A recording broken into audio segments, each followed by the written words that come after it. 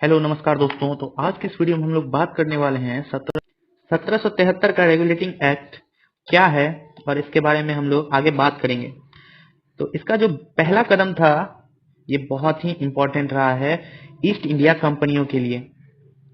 भारत में east India company के कार्यों को नियमित और नियंत्रित करने की दिशा में ब्रिटिश सरकार द्वारा उठाया गया यह पहला कदम था। उस 1773 के टाइम ईस्ट इंडिया कंपनी को नियमित और नियंत्रित करने के लिए रेगुलेटिंग एक्ट को लाया गया था, जिसके अंतर्गत ब्रिटिश सरकार ईस्ट इंडिया कंपनियों को नियमित और नियंत्रित करने की दिशा में थी। इसका जो दूसरा इंपॉर्टेंट पॉइंट है, इसके द्वारा पहली बार कंपनियों के प्रशासनिक और राजनीतिक कार्यों को मान्यता मिली, जो कि बहुत ही इंपॉर्टेंट है ईस्ट इंडिया कंपनियों के लिए। पूर्ण बात है, इसके द्वारा भारत में केंद्रीय प्रशासन की नींव रखी गई।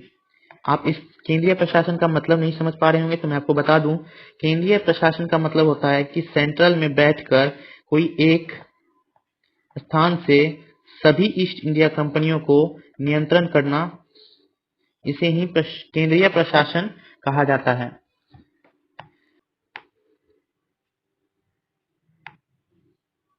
इस अधिनियम की कुछ प्रमुख विशेषताएं हैं, इस पर भी हम लोग नजर डाल लेते हैं। पहली जो प्रमुख विशेषता है, इसके बारे में मैं आपको बता दूं।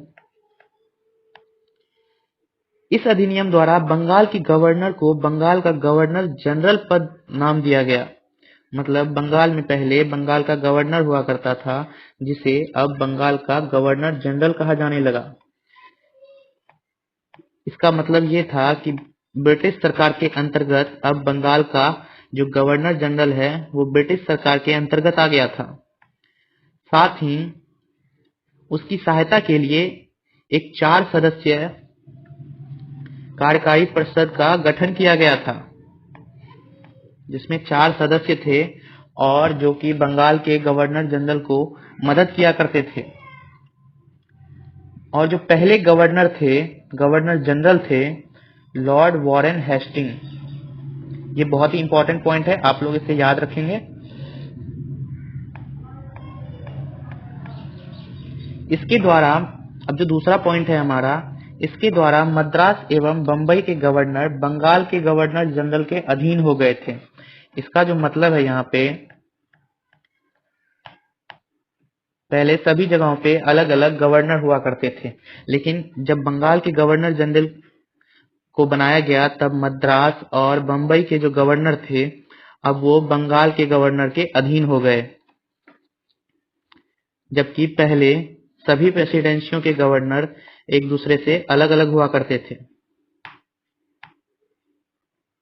तीसरा जो इंपॉर्टेंट पॉइंट है, अधिनियम के अंतर्गत कलकत्ता में 1774 में एक उच्चतम न्यायालय की स्थापना की गई, जिसमें मुख्य न्यायाधीश और 3 अन्य न्यायाधीश हुआ करते थे।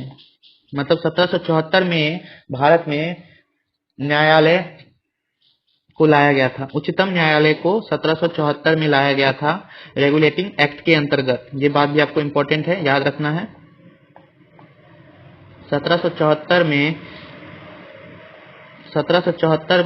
में एक उच्चतम न्यायालय की स्थापना की गई रेगुलेटिंग एक्ट के अंतर्गत, जिसमें कि मुख्य न्यायाधीश हुआ करते थे और 3 अन्य न्यायाधीश उनके सहयोग के लिए हुआ करते थे। अब जो चौथा पॉइंट है, इसके तहत कंपनी के कर्मचारियों को निजी व्यापार करने और भारतीय लोगों से उपहार व रिश्वत लेना प्रतिबंधित कर दिया गया। यानी अगर आप ईस्ट इंडिया कंपनी के कर्मचारी हैं तो आपको निजी व्यापार नहीं करने दिया जाएगा और ना ही किसी भारतीय से आप उपहार ले सकते हैं और ना ही रिश्वत। इन दोनों चीजों पर प्रतिबंध लगा दिया गया था। निजी व्यापार तो आपको करने ही नहीं दिया जा रहा था। आप जो भी थे ब्रिटिश शासक के अंतर्गत आपको काम करना था। जो 5वां पॉइंट है हमारा, इस अधिनियम के द्वारा ब्रिटिश सरकार का कोर्ट ऑफ डायरेक्टर्स यानी एक बॉडी बनाई गई थी कोर्ट ऑफ डायरेक्टर्स की, जो कि कंपनी की गवर्निंग बॉडी थी। इसके माध्यम से कंपनी पर नियंत्रण सशक्त हो गया। इसने भारत में इसके राजस्व, नागरिक और सैन्य मामलों की जानकारी ब्रिटिश सरकार को देना आवश्यक कर दिया गया। यानी ब्रिटिश सरकार के पास भारत में रहने वाले राजस्व या फिर नागरिक और सैन्य मामलों से जुड़ी सारी जानकारियों को ब्रिटिश शासक तक पहुंचाया इस गवर्निंग बॉडी के अंतर्गत।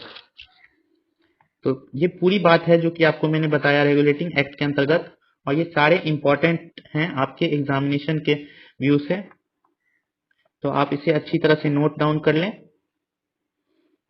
और आप इसे याद भी कर सकते हैं। बहुत ही इंपॉर्टेंट पॉइंट्स मैंने आपको बताए हैं रेगुलेटिंग एक्ट के बारे में, जो कि 1774 में लागू किया गया था।